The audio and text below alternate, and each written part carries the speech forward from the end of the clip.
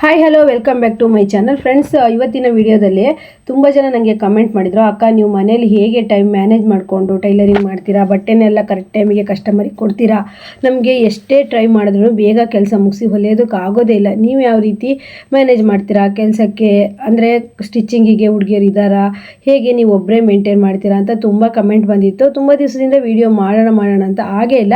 ಇವತ್ತಿನ ವಿಡಿಯೋದಲ್ಲಿ ನೀವು ನೋಡ್ಬೋದು, ನಾನು ಈ ವಿಡಿಯೋದ ಪೂರ್ತಿ ಮುಗಿಯೋಷ್ಟರಲ್ಲಿ ನಿಮಗೆ ಯಾವ ರೀತಿ ನೀವು ಟಿಪ್ಸನ್ನು ಫಾಲೋ ಮಾಡಿ ಬ್ಲೌಸನ್ನು ಹೊಲಿಬೋದು ಕಡಿಮೆ ಟೈಮಲ್ಲಿ. ನೀವೇನು ಇಡೀ 24 ಗಂಟೆ ಮಿಷನಲ್ಲಿ ಕೂತ್ಕೊಂಡೇ ಕೆಲಸ ಮಾಡಬೇಕಾಗಿಲ್ಲ.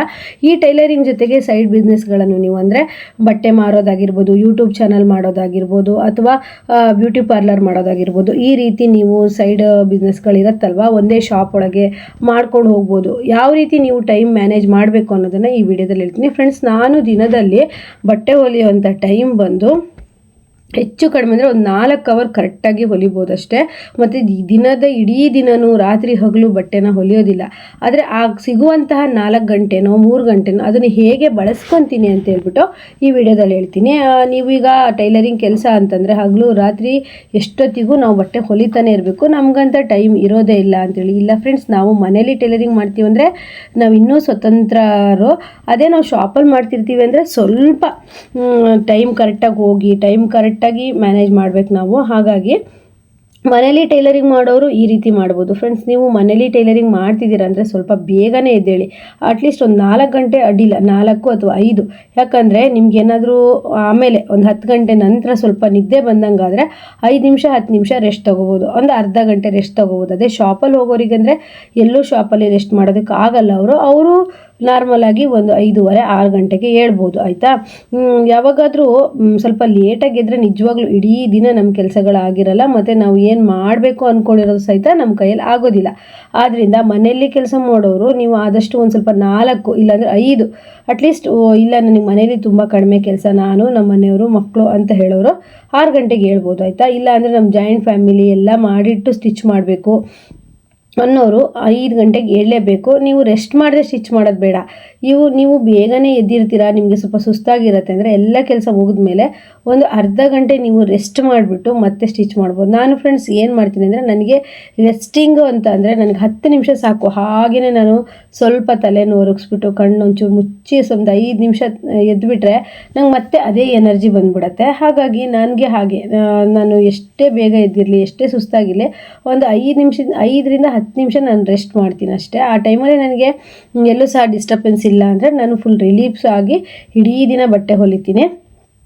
ಎರಡನೇದಾಗಿ, ನೀವು ನಾಳೆ ಮಾಡೋ ಕೆಲಸನ ಇವತ್ತೇ ಒಂದು ಸ್ವಲ್ಪ ಯೋಚನೆ ಮಾಡಿರಬೇಕು. ನಾಳೆ ಮಾಡೋ ಕೆಲಸನ ನಾಳೆ ಬೆಳಗ್ಗೆ ಎದ್ದು ಯೋಚನೆ ಮಾಡಿದ್ರೆ ಇಡೀ ದಿನ ಯೋಚನೆ ಮಾಡೋದ್ರಲ್ಲೇ ಕಳೆದ್ಬಿಡ್ತೀರ. ನಾಳೆ ನಾನು ಏನು ಕೆಲಸ ಮಾಡಬೇಕು, ಯಾವ ತಿಂಡಿ ಮಾಡಿ, ಏನೆಲ್ಲ ಕೆಲಸ ಮಾಡಿ, ನಾನು ಎಷ್ಟು ಬ್ಲೌಸು ನಾಳೆ ಸ್ಟಿಚ್ ಮಾಡಬೇಕು ಅನ್ನೋದನ್ನು ಇವತ್ತೇ ಯೋಚನೆ ಮಾಡಿ. ಸ್ವಲ್ಪ ನಾಳೆಗೆ ಅದು ಸ್ವಲ್ಪ ಕೆಲಸ ಕಡಿಮೆ ಆಗಿ ನಾಳೆ ಆರಾಮಾಗಿ ಟೆನ್ಷನ್ ಇಲ್ದಂಗೆ ಕೆಲಸ ಮಾಡ್ಬೋದಲ್ವಾ. ಇಲ್ಲ ಅಂದರೆ ಬೆಳಗ್ಗೆ ಎದ್ಬಿಟ್ಟು ಏನು ತಿಂಡಿ ಮಾಡಲಿ, ಅಯ್ಯೋ ಯಾವ ಕೆಲಸ ಫಸ್ಟ್ ಮಾಡಲಿ, ಏನು ಸಾಂಬಾರು ಮಾಡಲಿ, ಎಷ್ಟೊತ್ತಿಗೆ ಕೆಲಸ ಮುಗಿಸ್ಲಿ ಅನ್ನೋದು ತುಂಬಾ ನಿಮಗೆ ಒಂಥರ ಗೊಂದಲ ಆಗಿಬಿಡತ್ತೆ. ಆದ್ದರಿಂದ ನೀವು ಏನು ಬೆಳಗ್ಗೆ ನಾಳೆ ನಂದು ಈ ಟೈಮಿಗೆ ಈ ಕೆಲಸ ಆಗಬೇಕು ಅನ್ನೋದು ಮೊದಲೇ ಪ್ಲ್ಯಾನ್ ಮಾಡಿಕೊಂಡ್ರೆ ನಿಜವಾಗ್ಲೂ ನೋಡಿ, ಬೆಳಗ್ಗೆ ಒಂದು 10 ಗಂಟೆ ಒಳಗಡೆ ಕೆಲಸ ಆಗುತ್ತೆ. ನೀವು ಏನಾದರೂ 5ಕ್ಕೆ ಎದ್ದರೆ, ಇಲ್ಲ ನಾನು ಬೆಳಗ್ಗೆ 4ಕ್ಕೆ ಹೇಳ್ತೀನಿ ಅಂದರೆ 9-9:30 ಕೆಲಸಗಳು ಮುಗ್ದಿರುತ್ತೆ. ಸ್ನಾನ ಪೂಜೆ ಪ್ರತಿಯೊಂದು ಮುಗ್ದಿರುತ್ತೆ. ನೆಕ್ಸ್ಟ್ ನೀವು ಬೇಕಿದ್ರೆ ಹೊಲಿಬೋದು. ಹೊಲಿತಾ ನೀವು ಮಧ್ಯ ಸ್ವಲ್ಪ ನಿದ್ದೆ ಬಂದಂಗಾಯಿತು ಅಂತ ಅಂದರೆ ಅರ್ಧ ಗಂಟೆ ರೆಸ್ಟ್ ಮಾಡ್ಬೋದು ಮನೇಲಿ ಟೈಲರಿಂಗ್ ಮಾಡೋರು. ಅದೇ ಶಾಪಲ್ಲಿ ಅಂತಂದರೆ ನೀವೆಲ್ಲ ಪೂರ್ತಿ ಕೆಲಸ ಮುಗಿಸಿ ಒಂದು ಅರ್ಧ ಗಂಟೆ ನೀವು ರೆಸ್ಟ್ ಮಾಡಿ ಹೋಗ್ಬೋದು. ನನ್ನ ತಂಗಿ ಶಾಪ್ ಮಾಡಿದಾಗ ಹಾಗೆ ಮಾಡ್ತಿಲ್ಲ, ಮನೆ ಕೆಲಸ ಎಲ್ಲ ಬೇಗ ಮುಗಿಸಿ ಶಾಪಿಗೆ ಹೋಗೋಳು, ಮಧ್ಯಾಹ್ನ ಊಟಕ್ಕೆ ಬಂದಾಗ ಅರ್ಧ ಗಂಟೆ ರೆಸ್ಟ್ ಮಾಡ್ತಿದ್ಲು. ನಿಮಗೆ ಬೆಳಗ್ಗೆನೇ ನನಗೆ ಇನ್ನು ಕೆಲಸಕ್ಕೆ ಕೂರೋ ಟೈಮಿಗೆ ನಿದ್ದೆ ಮಾಡೋದು ಬೇಡ ಅನಿಸಿದ್ರೆ ಮಧ್ಯಾಹ್ನ ನೀವು ಒಂದು ಊಟಕ್ಕೆ ಬಿಟ್ಟಾಗ ಊಟ ಮಾಡಿ ಅರ್ಧ ಗಂಟೆ ರೆಸ್ಟ್ ಮಾಡ್ಬೋದು. ನಾನು ಹಾಗೆ ಮಾಡ್ತೀನಿ ಫ್ರೆಂಡ್ಸ್. ಮಧ್ಯಾಹ್ನ ಊಟ ಆದಮೇಲೆ ಒಂದು 10 ನಿಮಿಷ 5 ನಿಮಿಷ ಹಾಗೇ ರೆಸ್ಟ್ ಮಾಡ್ತೀನಿ. ಆಗ ನನಗೆ ಮತ್ತೆ ಕೆಲಸ ಮಾಡೋದಕ್ಕೆ ಇಂಟ್ರೆಸ್ಟ್ ಬರುತ್ತೆ. ಹಾಗೆಯೇ ಮತ್ತೊಂದು ಏನು ಅಂತಂದರೆ, ನೀವು ಒಂದು ಬ್ಲೌಸನ್ನು ತಗೊಂಡು ಟೈಲರಿಂಗ್ ಮಿಷನ್ ಮೇಲೆ ಬಟ್ಟೆ ಹೊಲಿಯೋದಕ್ಕೆ ಕೂತ್ರಿ ಅಂತಂದರೆ ಮಧ್ಯ ಯಾವ ಕೆಲಸಕ್ಕೂ ತುಂಬ ಅನಿವಾರ್ಯ ಅಂದರೆ ಎದ್ದೇಳಬೇಕು. ಮಧ್ಯ ಏಳುವಂಥ ಕೆಲಸಗಳನ್ನು ಇಟ್ಕೊಂಡು ಮಿಷನ್ ಮೇಲೆ ಕೂರಬೇಡಿ. ಮನೇಲಿ ಬಟ್ಟೆ ಹೊಲಿಯೋರಿಗೆ ಹೇಳೋದು ನಾನು. ಶಾಪಲ್ಲಿ ಆದರೆ ನಿಮಗೆ ಮಧ್ಯೆ ಎಬ್ಸೋರು ಯಾರೂ ಇರಲ್ಲ. ಕಸ್ಟಮರ್ ಬಂದೇ ನಿಮ್ಗೇನಾದರೂ ಎಬ್ಬಿಸ್ಬೇಕು ಬಿಟ್ಟರೆ, ಮತ್ತು ನಿಮಗೆ ಮಧ್ಯ ಆ ಕೆಲಸ ಈ ಕೆಲಸಕ್ಕಂತ ಎಬ್ಸೋರು ಯಾರೂ ಇರೋದಿಲ್ಲ. ಆದರೆ ಮನೇಲಿ ಟೈಲರಿಂಗ್ ಮಾಡೋರಿಗೆ ಮನೇಲಿ ವಯಸ್ಸಾದವರಿದ್ದರೆ, ಹಸ್ಬೆಂಡ್ ಇದ್ದರೆ ಅದೆಲ್ಲಿಟ್ಟಿದೆಯಾ ಇದೆಲ್ಲಿಟ್ಟಿದೆಯಾ, ಇದು ಬಂದು ಕೊಡು ಅದು ಬಂದು ಕೊಡು, ಆ ಥರ ಮಾಡು ಈ ಥರ ಮಾಡು ಅಂತ ನಮ್ಮ ತಲೆ ತಿಂತಾರೆ. ನಾವು ಅದನ್ನೆಲ್ಲ ಎದುರಿಸೇ ಬಂದಿರೋ ಫ್ರೆಂಡ್ಸ್. ಆದರೆ ನಾನು ಏನು ಮಾಡ್ತೀನಿ ಅಂತಂದರೆ, ಅವರು ಮನೇಲಿ ಇರುವಾಗ ಅವ್ರಿಗೆ ಟೈಮ್ ಕೊಟ್ಟು ಅವ್ರನ್ನೆಲ್ಲ ಕರೆಕ್ಟ್ ಮಾಡಿ ಕಳಿಸ್ಬಿಡ್ತೀನಿ. ನಂತರ ನಾನು ನನಗಿರೋಂಥ ಟೈಮ್, ಅವರು ನಮ್ಮ ಜೊತೆಗೆ ಅಲ್ಲಿ ಅಂದರೆ ಇರೋದಿಲ್ವಲ್ಲ, ಆ ಟೈಮಲ್ಲಿ ಅವರು ಕೆಲಸಕ್ಕೆ ಹೋದಾಗ, ಮಕ್ಕಳು ಸ್ಕೂಲಿಗೆ ಹೋದಾಗ ನಾನು ಸಿಗುವಂಥ 2 ಗಂಟೆ ಅಥವಾ 3 ಗಂಟೆ ಫುಲ್ಲು ಉಪಯೋಗಿಸ್ಕೊಳ್ತೀನಿ. ಅಕಸ್ಮಾತ್ ನನಗೆ ಏನಾದರೂ ಬಟ್ಟೆ ನೋಡೋದಕ್ಕೆ ಬಂದರು ಅಂದರೆ, ನಾನು ಇಲ್ಲಿ ಕುತ್ತಲ್ಲೇ ಸ್ಟ್ಯಾಂಡ್ ಇದೆ, ಬಟ್ಟೆ ಟೇಬಲ್ ಮೇಲೆ ಇಟ್ಕೊಂಡು ನೋಡ್ತಾರೆ, ನಾನು ಸಹ ಅವ್ರನ್ನ ಅಬ್ಸರ್ವ್ ಮಾಡ್ತಾ ಬಟ್ಟೆ ಹೊಲಿತೀನಿ.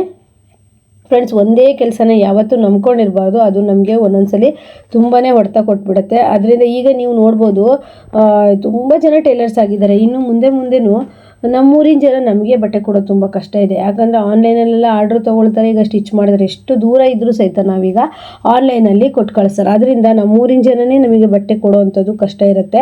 ಅದರಲ್ಲೂ ನಾವು ಬೇಗನೆ ಹೊಲಿದ್ಕೊಟ್ಟು ಅವ್ರು ಹೇಳಿ ಡಿಸೈನ್ ಕೊಟ್ಟು ಕಸ್ಟಮರ್ಗೆ 100% ನಾವು ಒಳ್ಳೆ ವರ್ಕ್ ಮಾಡಿ ಕೊಟ್ವಿ ಅಂತಂದರೆ ಬಟ್ಟೆ ಕೊಡ್ತಾರೆ. ಇಲ್ಲ ಅಂತಂದರೆ ಈಗ ಆನ್ಲೈನಲ್ಲಿ ಕೊರಿಯರಲ್ಲಿ 2 ದಿನಕ್ಕೆ 4 ದಿನಕ್ಕೆ ಹೊಲಿದು ಕೊಡೋವಂಥ ಒಳ್ಳೊಳ್ಳೆ ಟೈಲರ್ಸ್ಗಳು ಇರ್ತಾರೆ. ಹಾಗೆಯೇ ಈ ಥರ ಎಲ್ಲ ತುಂಬ ಕಾಂಪಿಟೇಷನ್ ಇರುವಾಗ ನಾವು ನಮ್ಮ ಒಂದು ಟೈಲರಿಂಗ್ ಕಲ್ತಿರೋದನ್ನ ಲೇಸಿ ಮಾಡ್ಕೊಬಾರ್ದು. ಹೇಗಂದರೆ, ನಮಗೆ ಜಾಕ್ ಮಿಷನ್ ತೊಗೊಂಡಿರ್ತೀವಿ, ಅಂಗಡಿ ಮಾಡಿರ್ತೀವಿ, ಅಥವಾ ಎಲ್ಲ ವ್ಯವಸ್ಥೆನೂ ಇರುತ್ತೆ, ಮನೇಲೂ ತುಂಬ ಸಪೋರ್ಟ್ ಮಾಡ್ತಿರ್ತಾರೆ. ಅಂಥ ಟೈಮಲ್ಲಿ ನಾವು ಸೋಮಾರಿಗಳ ಥರ ಮಾಡಿದ್ರೆ ಮತ್ತೆ ನಾವು ಎದ್ದೇಳೋದು ತುಂಬಾ ಕಷ್ಟ. ನಮಗೆ ಬರೋವಂಥ ಬಟ್ಟೆಗಳನ್ನು ನಾವು ಕರೆಕ್ಟ್ ಟೈಮಿಗೆ ಹೊಲ್ಕೊಟ್ಟು ಅವರು ಇನ್ನೊಂದು 4 ಜನಕ್ಕೆ ಹೇಳೋ ಥರ ಆಗಬೇಕು, ಇವಳು ಚಂದ ಬಟ್ಟೆ ಹೊಲಿತಾಳೆ ಅಂತೇಳಿ. ನಮ್ಮ ಊರಿನ ಬಟ್ಟೆಗಳಾದರೂ ನಮಗೆ ಸಿಗಲಿ ಫ್ರೆಂಡ್ಸ್, ಬೇರೆ ಊರಿಗೆ ಹೋಗೋದು ಬೇಡ.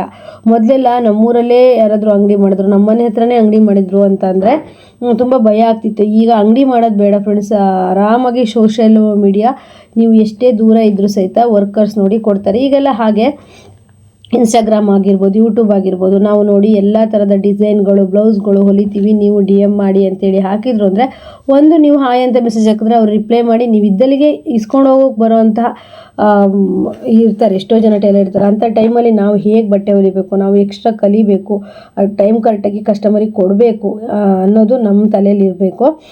ಯಾಕಂದರೆ ನಾವೀಗ ಬಟ್ಟೆ ಹೊಲಿತಾ ಇರೋರು ಬಟ್ಟೆ ಇಲ್ಲದೇ ಕೂತ್ವಿ ಅಂತಂದರೆ ತುಂಬಾ ಕಿರಿಕಿರಿ ಆಗುತ್ತೆ. ಹಾಗಾಗಿ ಮೊದಲಿಗೆ ಫ್ರೆಂಡ್ಸ್, ನಾನು ಟೈಲರಿಂಗ್ ಕಲಿತು 23 ವರ್ಷ ಆಯಿತು. ನಾವು 23 ವರ್ಷದಲ್ಲಿ 3 ವರ್ಷ ಸ್ವಲ್ಪ ಜನ ನಮಗೆ ಬರೋದಕ್ಕೆ ಕಷ್ಟ ಆದರು. ಮತ್ತು ಉಳಿದಿರೋಂತಹ ಟೈಮು ಅಂತಂದರೆ ಒಂದು 2010 ನಂತರ 23 ಅಲ್ಲ ಫ್ರೆಂಡ್ಸ್, 21 ಕರೋನಾ ಬರೋ ಟೈಮ್ ತನಕನೂ ವರ್ಷ ಪೂರ್ತಿ ಬ್ಯುಸಿ ಇರ್ತಿದ್ವಿ. ಈಗ ಹಾಗಲ್ಲ. ಈಗ ಹೇಗಂದರೆ ಇನ್ನೂ ಹೇಳೋಕ್ಕಾಗಲ್ಲ. ಈಗ ಸೀಸನಲ್ಲಿ ನಾವು ಬ್ಯುಸಿ ಇರಲ್ಲ ಅನ್ನೋದು ಬಿಟ್ಟರೆ, ವರ್ಕು ಅಂದರೆ ಮದುವೆ ಸೀಸನಲ್ಲಿ ಇನ್ಮೇಲೆ ಅದು ಸಮೇತ ಈಗ ಏನಂದರೆ ಮದುವೆ ಬಟ್ಟೆಗಳು ಅಂತಂದರೆ ಅವ್ರಿಗೆ ಹ್ಯಾಂಡ್ ವರ್ಕು, ಎಂಬ್ರಾಯ್ಡ್ರಿ ಅಥವಾ ಪೂರ್ತಿ ಫಿನಿಶಿಂಗು ಎಲ್ಲದೂ ಬೇಕು ಅಂತೇಳಿ ಅವರಿರೋ ಊರು ಬಿಟ್ಟು ಬೇರೆ ದೊಡ್ಡ ದೊಡ್ಡ ನಗರಗಳಿಗೆ ಕೊಡ್ತಾರೆ. ಕೊರಿಯರ್ ಮಾಡಿದ್ರೆ ಆಯಿತು, ಅವ್ರು ಮತ್ತೆಲ್ಲ ಫಿನಿಶ್ ಮಾಡಿ ಕಳಿಸ್ತಾರೆ. ಆ ಥರ ತುಂಬ ಕಾಂಪಿಟೇಷನ್ ಇದೆ.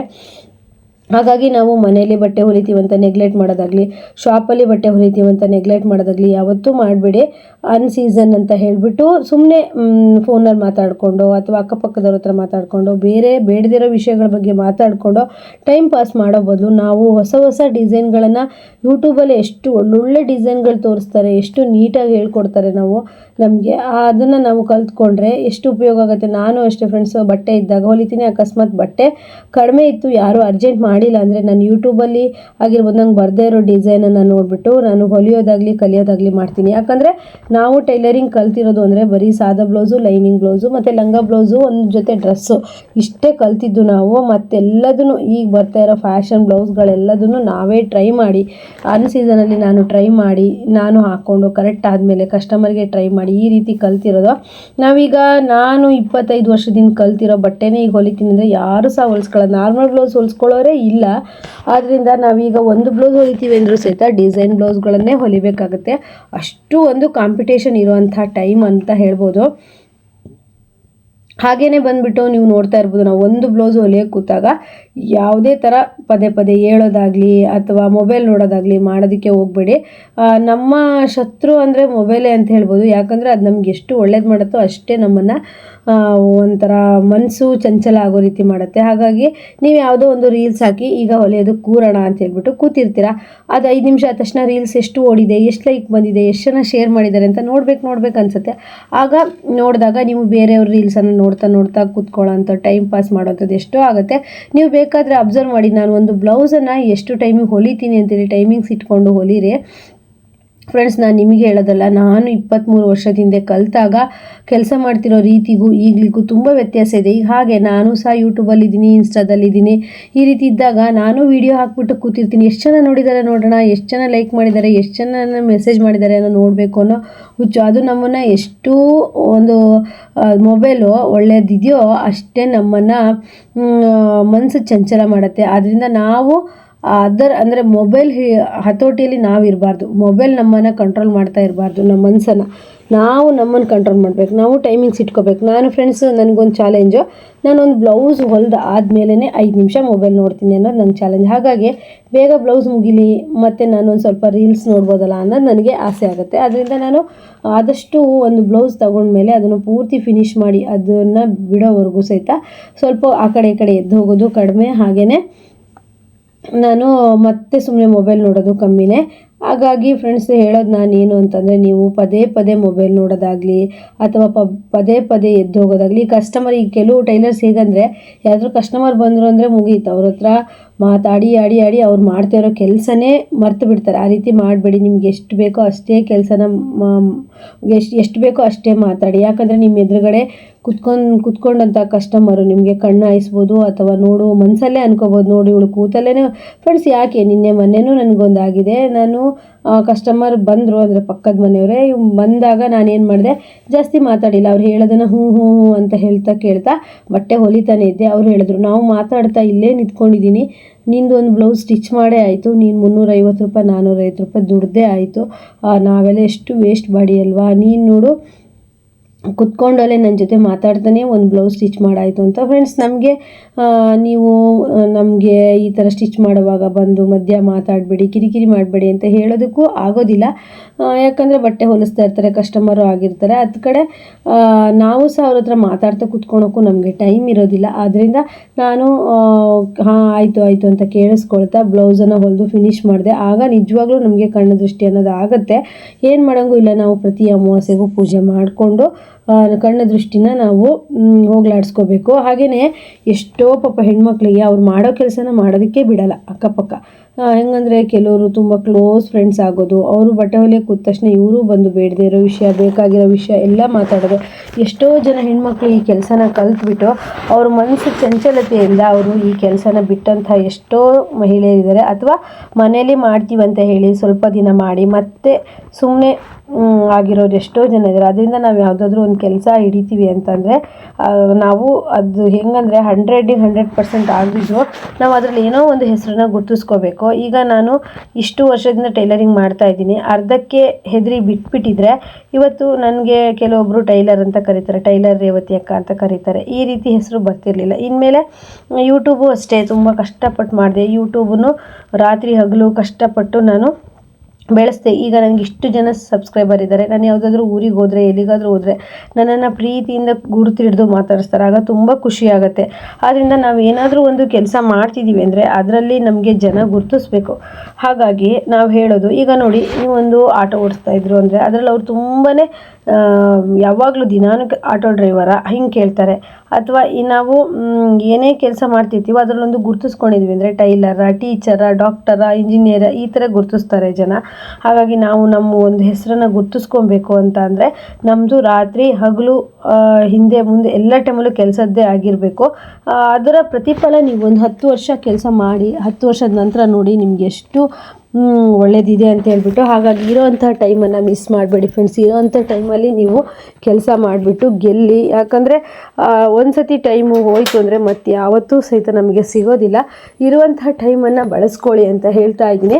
ಹಾಗೆಯೇ ನೀವು ನೋಡ್ಬೋದು, ಆದಷ್ಟು ನೀವು ಬಟ್ಟೆ ಸ್ಟಿಚ್ ಮಾಡೋಕ್ಕೆ ಕುತ್ಕೊಂಡ್ರಿ ಅಂತಂದರೆ ಒಂದು ಬ್ಲೌಸ್ ಪೂರ್ತಿ ಫಿನಿಶ್ ಮಾಡೋ ತನಕ ಮೊಬೈಲ್ ಆಗಿರ್ಬೋದು ಅಥವಾ ಇನ್ನೇನಾದರೂ ಮಾಡೋದಕ್ಕೆ ಹೋಗಬೇಡಿ. ಯಾಕಂದರೆ ಒಂದು ಬ್ಲೌಸು ಮುಗಿಸೋದಕ್ಕೆ ಎಷ್ಟು ಟೈಮ್ ಬೇಕಾಗುತ್ತೆ ಅನ್ನೋದು ನಿಮಗೆ ಗೊತ್ತಾಗುತ್ತೆ. ನಾನು ಡಿಸೈನ್ ಬ್ಲೌಸಿಗಾದರೆ ಎಷ್ಟು ಟೈಮ್ ತೊಗೊಳ್ತೀನಿ, ನಾರ್ಮಲ್ ಬ್ಲೌಸಿಗಾದರೆ ಎಷ್ಟು ಟೈಮ್ ತೊಗೊಳ್ತೀನಿ, ಇದೆಲ್ಲದೂ ನಿಮಗೆ ಗೊತ್ತಾಗುತ್ತೆ. ಹಾಗಾಗಿ ನಿಮಗೆ ಬಟ್ಟೆನೂ ಸ್ಟಾಕ್ ಬೀಳಲ್ಲ, ಟೈಮ್ ಕರೆಕ್ಟಾಗಿ ಕಸ್ಟಮರ್ಗೂ ಕೊಡ್ಬೋದು, ಟೈಮ್ ಕರೆಕ್ಟಾಗಿ ಕೊಟ್ಟರು ಅಂತ ಕಸ್ಟಮರಿಗೂ ಸಹಿತ ಖುಷಿ ಆಗುತ್ತೆ. ಅದರಿಂದ ನಾವು ಇನ್ನೂ ಸಹ ಹೊಸದು ಕಲಿತಾ ಹೋಗ್ತೀವಿ. ಬಟ್ಟೆಗಳ ರಾಶಿ ಬಿದ್ದರೂ ಸಹಿತ ಸೋಮಾರಿ ಥರ ಬೆಳಗ್ಗೆ ಲೇಟಾಗಿ ಹೇಳೋದು ಅಥವಾ ಲೇಟಾಗಿ ತಿಂಡಿ, ಲೇಟಾಗಿ ಅಡುಗೆ, ಬಟ್ಟೆ ಹೊಲಿಯೋದಕ್ಕೆ ಕೂರೋದೇ ಎಲ್ಲ ಈ ರೀತಿ ಮಾಡಿದ್ರೆ ನನಗೆ ಕೆಲವೊಬ್ಬರು ಫೋನ್ ಮಾಡಿ ಹೇಳ್ತಾರೆ, ನಾನು ಎಷ್ಟು ಬ್ಲೌಸ್ ಹೊಲಿದೆ, ಇಲ್ಲ ಅಕ್ಕ ನಾನೊಂದು ವಾರ ಆಯಿತು ಮಿಷನ್ ಮೇಲೆ ಕೂತಿಲ್ಲ, 15 ದಿವಸ ಆಯಿತು ನಾನು ಬಟ್ಟೆನೇ ಹೊಲಿದಿಲ್ಲ ಅಂತಾರೆ. ಫ್ರೆಂಡ್ಸ್, ನಾನು ಟೈಲರಿಂಗ್ ಕಲಿತ ಮೇಲೆ ನನಗೆ ನೆನಪಿರೋ ಪ್ರಕಾರ ನಮ್ಮ ಮಕ್ಕಳು ಹುಟ್ಟಿದಾಗ ನಾನು ಒಂದು 3-4 ತಿಂಗಳು ಬಟ್ಟೆ ಹೊಲಿದೆ ಇದ್ದೇ ಇರ್ಬೋದು. ಆದರೆ ನಾನು ಟೈಲರಿಂಗ್ ಕಲಿತಾಗಿಂದನೂ ದಿನಕ್ಕೆ ಒಂದು ಬ್ಲೌಸ್ ಆದರೂ ನಾನು ಸ್ಟಿಚ್ ಮಾಡಬೇಕು. ನಾನು ಊರಲ್ಲಿಲ್ಲದೆ ಬೇರೆ ಊರಿಗೆ ಹೋದರೆ ಅಷ್ಟೇ ನಾನು ಒಂದು ಚೂರಾದರೂ ಬಟ್ಟೆ ಹೊಲಿದೇ ಇರ್ತೀನಿ ಅನ್ಬೋದು. ಅದು ಬಿಟ್ಟರೆ ಹುಷಾರೇನಾದರೂ ಇಲ್ಲ ಅಂದರೆ ಅಷ್ಟು ಬಿಟ್ಟರೆ ನನಗೆ ದಿನಕ್ಕೆ ಒಂದು ಬ್ಲೌಸ್ ಹೊಲಿತಿದ್ರು ಸಹಿತ ಸಮಾಧಾನನೇ ಆಗಲ್ಲ. ನಾನು ಕೆಲಸ ಮಾಡೋ ಮಿಷನ್ ಯಾವಾಗಲೂ ಖಾಲಿಯಾಗಿ ನನಗೆ ಕೆಲಸಕ್ಕೆ ಬಾ ಅಂತ ಹೇಳಿ ಖುಷಿಯಿಂದ ಕರಿತಿರೋ ಥರ ಅನಿಸ್ಬೇಕು. ಹಾಗಾಗಿ ನಾನು ಅದ್ರ ಮೇಲೆ ಬೇಡದೇ ಇರೋ ವಸ್ತುಗಳು, ಬೇಕಾಗಿರೋ ವಸ್ತುಗಳು ಏನು ಇಡೋದಕ್ಕೆ ಹೋಗಲ್ಲ. ಕೆಲವರಂತೂ ಅದ್ರ ಮೇಲೆ ರಾಶಿ ಇಟ್ಟಿರ್ತಾರೆ, ಕೆಲವೊಬ್ಬರು ತುಂಬ ಚೆನ್ನಾಗಿ ಇಟ್ಕೊಂಡಿರ್ತಾರೆ, ತುಂಬ ಖುಷಿ ಆಗುತ್ತೆ. ನೀವು ಬೇಕಾದರೆ ನೋಡಿ, ಅದರೊಳಗೆಲ್ಲ ತುಂಬ ಐಟಮ್ಗಳು, ಬೇಡದೇ ಇರೋ ವಸ್ತುಗಳನ್ನೆಲ್ಲ ಅದ್ರ ಮೇಲೆ ಸರ್ದಿದ್ರಿ ಅಂದರೆ ನೀವು ಒಂದು ವಾರ ಆದರೂ ಸಹಿತ ಅದನ್ನು ಸರಿಸಿಟ್ಟು ಸ್ಟಿಚ್ ಮಾಡಲ್ಲ. ಅದೇ ನೀವು ಅದ್ರ ಮೇಲೆ ಏನಾದರೂ ತುಂಬ ಐಟಮ್ಗಳು ಇಟ್ಟಿದ್ರಿ ಅಂದರೆ ನೀಟಾಗಿ, ಈಗ ನನ್ನ ವಿಡಿಯೋ ನೋಡಿ ಅದು ನೀಟಾಗಿ ಎಲ್ಲ ವಸ್ತುಗಳನ್ನು ತೆಗೆದು ಒಂದು ಸೈಡಿಗೆ ಇಟ್ಟು ಖಾಲಿ ಮಿಷನ್ ಒರೆಸ್ಬಿಟ್ಟು ಒಂದು ಒಳ್ಳೆ ರೀತಿಯಿಂದ ಪೂಜೆ ಮಾಡಿ ನೀವು ಹೊಲಿಯೋದಕ್ಕೆ ಅಂತೇಳಿ ಕುತ್ಕೊಬೇಡಿ. ನಿಮಗೆ ಮನಸ್ಸಿಲ್ವಾ ಕೂರಬೇಡಿ, ಸುಮ್ಮನೆ ಇರಿ. ಹೇಗೆ ನಿಮಗೆ ತಾನಾಗೆ ಆ ಟೈಲರಿಂಗ್ ಮಿಷನ್ ಮೇಲೆ ಕೂತು ಕೆಲಸ ಮಾಡಬೇಕು ಅನಿಸುತ್ತೆ ಅಂತ ನೋಡಿ. ನಮಗೆ ಯಾವುದೇ ಕೆಲಸ ಮಾಡಬೇಕು ಅಂದರೆ ಅಲ್ಲಿ ಸ್ವಚ್ಛತೆ ಇರಬೇಕು, ಕ್ಲೀನ್ ಇರಬೇಕು. ಹಾಗಾಗಿ ನೀವು ಬಟ್ಟೆ ಹೊಲಿತಿರೋ ಟೈಲರ್ ಆದರೂ ಸಹಿತ ನೀಟಾಗಿ ಜೋಡಿಸಿಟ್ಕೊಳ್ಳೋದಾಗಲಿ, ನೀಟಾಗಿ 1 by 1 ಹೊಲಿಯೋದಾಗಲಿ, ಈ ರೀತಿ ನಮ್ಮ ಕೆಲಸದಲ್ಲಿ ಶಿಸ್ತಿತ್ತು, ನಮ್ಮ ಟೈಮಲ್ಲಿ ಶಿಸ್ತಿತ್ತು, ನಮ್ಮ ಒಂದು ಏನು ಅಂದರೆ ಪ್ರತಿದಿನ ನಾವು ಮಾಡೋ ಕೆಲಸದಲ್ಲಿ ಶಿಸ್ತಿತ್ತು ಅಂತಂದರೆ ನಮಗೆ ಲಕ್ಷ್ಮಿ ದುಡ್ಡು ಅನ್ನೋದು ತಾನಾಗೆ ಬರುತ್ತೆ. ಎಷ್ಟೋ ಜನ ನನಗೆ ಕಾಲ್ ಮಾಡಿ ಹೇಳ್ತಾರೆ, ಅಕ್ಕ ನಾನು ದಿನಕ್ಕೆ ಇಷ್ಟೆಲ್ಲ ಬಟ್ಟೆ ಹೊಲಿತೀನಿ ಆದರೆ ಉಳಿಯೋದೇ ಇಲ್ಲ ದುಡ್ಡು, ಅಂಗಡಿ ಬಾಡಿಗೆ ಕಟ್ಟಕ್ಕೆ ಸಾಕಾಗೋದಿಲ್ಲ ಅಥವಾ ಮನೆ ನೋಡ್ಕೊಳೋಕ್ಕೆ ಸಾಕಾಗೋದಿಲ್ಲ, ಈ ಟೈಲರಿಂಗ್ ಕೆಲಸ ಜೊತೆಗೆ ಮತ್ತು ಯಾವುದಾದ್ರೂ ಒಂದು ಕೆಲಸ ಮಾಡಬೇಕು ಅಂತ ಇದ್ದೀನಿ ಅಂತ ಹೇಳ್ತಾರೆ. ಅದು ಯಾಕಂದರೆ ಫ್ರೆಂಡ್ಸ್, ನಾ ಹೇಳೋದಾದರೆ ನಿಮಗೆ ಒಂದು ಶಿಸ್ತುಬದ್ಧವಾದ ಕೆಲಸನ ನೀವು ಮಾಡ್ತಾ ಇರಲ್ಲ. ಶಿಸ್ತುಬದ್ಧವಾದ ಒಂದು ಕೆಲಸನ ಮಾಡ್ತಾ ಇದ್ದರೆ ನಿಜವಾಗ್ಲೂ ಹೇಳಬೇಕು ಅಂತಂದರೆ ಈ ಕೆಲಸ ಸಕ್ಸಸ್ ಆಗುತ್ತೆ. ಮತ್ತು ಕೆಲವೊಬ್ಬರು, ಅಕ್ಕ ನೀವು ಇಷ್ಟು ವರ್ಷದಿಂದ ಟೈಲರಿಂಗ್ ಕೂತ್ಕೊಂಡೇ ಮಾಡ್ತಾ ಇದ್ದೀರಾ, ಯಾಕೆ ದಪ್ಪ ಆಗಲ್ಲ ಅಂತ. ಒಬ್ಬೊಬ್ಬರು ಟೈಲರಿಂಗ್ ಮಾಡ್ತಾರೆ ಫ್ರೆಂಡ್ಸ್, ಬೆಳಗ್ಗೆ 10 ಕೂತ್ರೆ ಮಧ್ಯಾಹ್ನ ಊಟ ಕೇಳ್ತಾರೆ, ಮಧ್ಯಾಹ್ನ ಕೂತ್ರೆ ಸಂಜೆ 6ಕ್ಕೆ ಹೇಳ್ತಾರೆ. ಈ ರೀತಿ ಮಾಡೋದ್ರಿಂದ ನಾವು ತುಂಬ ದಪ್ಪ ಆಗ್ತೀವಿ. ನಾವು ಅರ್ಧ ಗಂಟೆಗೆ ಒಂದ್ಸಲಿ ಅಂದರೆ ಈಗ ಒಂದು ಬ್ಲೌಸ್ ಹೊಲ್ದಾದ ತಕ್ಷಣ ಒಂಚೂರು ನಾನು ಆ ಕಡೆ ಈ ಕಡೆ ಓಡಾಡಿ ಬರ್ತೀನಿ. ಮತ್ತು ತುಂಬಾ ಅಲ್ಲ, ಸ್ವಲ್ಪ ಅಂದರೆ ಒಂದು ಬ್ಲೌಸ್ ಆದ ತಕ್ಷಣ ಒಂದು ಸ್ವಲ್ಪನಾದರೂ ಆ ಕಡೆ ಈ ಕಡೆ ಓಡಾಡಬೇಕು. ನಾವು ಬಟ್ಟೆ ಹೊಲಿತೀವಿ ಅಂತೇಳಿ 2-3 ಗಂಟೆ ಒಂದೇ ಜಾಗದಲ್ಲಿ ಕೂತ್ವಿ ಅಂದರೆ ಕಾಲು ದಪ್ಪ ಆಗೋದಾಗಿರ್ಬೋದು, ಬ್ಯಾಕ್ ಪೇನ್ ಬರೋದಾಗಿರ್ಬೋದು, ಅಥವಾ ತಲೆನೋವು ಬರೋದಾಗಿರ್ಬೋದು, ಈ ಥರ ಆಗುತ್ತೆ. ಈಗ ತುಂಬಾ ಜನರು ಸಹ ಸೂಕ್ಷ್ಮ ಆಗಿಬಿಟ್ಟಿದ್ದಾರೆ. ಆವಾಗ ತುಳಿದು ಹೊಲಿಯುವಂಥ ಕಷ್ಟ ಟೈಮಲ್ಲೂ ಸಹಿತ ಎಷ್ಟೊಂದು ಬಟ್ಟೆಗಳನ್ನು ನಾವು ಹೊಲಿತಾ ಇದ್ವಿ. ಈಗಂತೂ ಮೋಟ್ರ್ ಆಗಿದ್ದಕ್ಕೆ ಇನ್ನೂ ಸೂಕ್ಷ್ಮ ಆಗಿಬಿಟ್ಟಿದ್ದಾರೆ ಜನ ಎಲ್ಲ. ಫ್ರೆಂಡ್ಸ್, ಇವತ್ತಿನ ವಿಡಿಯೋದಲ್ಲಿ ನಿಮಗೆ ಯಾವ ರೀತಿ ನಾನು ಬಟ್ಟೆ ಸ್ಟಿಚ್ ಮಾಡಬೇಕು, ಯಾವ ರೀತಿ ಟೈಮಿಂಗ್ ಸೆಟ್ ಮಾಡ್ಕೊಬೇಕು, ನಾನು ಸಹ ಮೋಟಿವೇಟ್ ಆಗಿ ಬಟ್ಟೆ ಹೊಲಿಬೇಕು ಅಂತ ಅನಿಸಿದರೆ ಈ ವಿಡಿಯೋ ನೋಡಿ ಎಷ್ಟು ಬ್ಲೌಸ್ ಹೊಲಿತೀರಾ ಅಂತ ಹೇಳ್ಬಿಟ್ಟು ನನಗೆ ಕಮೆಂಟ್ ಮಾಡಿ. ಮೋಟಿವೇಟ್ ವಿಡಿಯೋ ಇಷ್ಟ ಆಗಿದ್ರೆ ಲೈಕ್ ಮಾಡೋದನ್ನು ಮರಿಬೇಡಿ. ಇಷ್ಟ ಆಗಿದೆ ಅಕ್ಕ ಅಂತೇಳಿ ಕಮೆಂಟ್ ಮಾಡೋದನ್ನು ಮರಿಬೇಡಿ. ಇನ್ನೂ ಹೆಚ್ಚೆಚ್ಚು ಒಳ್ಳೊಳ್ಳೆ ಮೋಟಿವೇಟ್ ವಿಡಿಯೋನ ಹಾಕ್ತಾ ಇರ್ತೀನಿ. ಎಲ್ರಿಗೂ ಬಾಯ್.